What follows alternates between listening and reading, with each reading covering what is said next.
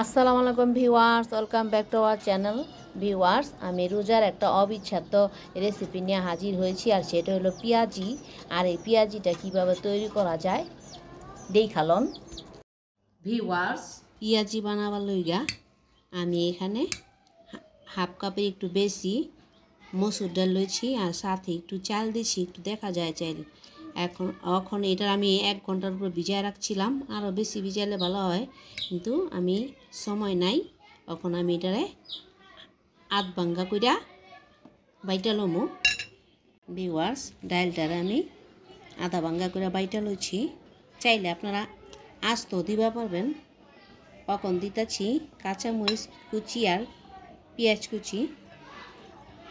ঝালটা আপনাদের ইচ্ছা অনুযায়ী দিবেন। আর দিতেছি হলুদ গুঁড়া, মরিচ গুঁড়া, আদা রসুন পেস্ট,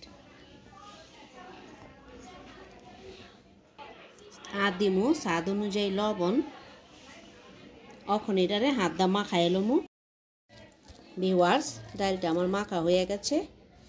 এখন আমি পেঁয়াজিটা ভাইজা লমু। আর যদি আপনি একটু দেরি করেন তাহলে কিন্তু পেঁয়াজটা নরম হয়ে যাইব।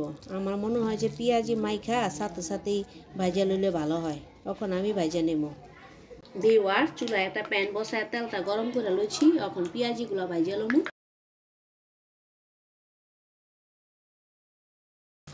ভিউয়ার্স, আপনারা চাইলে পেঁয়াজিটারে খেসারি ডাল দিয়েও বানাইতে পারবেন। ভিউয়ার্স, পেঁয়াজিগুলো ভাজা হয়ে গেছে। এখন চুলা লমু।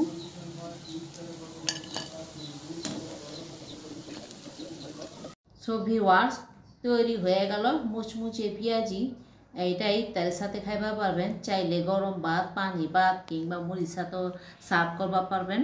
তো পেঁয়াজিটা কেমন হয়েছে অবশ্যই কমেন্টস করে জানাবেন। সবাই ভালো থাকবেন। আল্লাহ হাফেজ।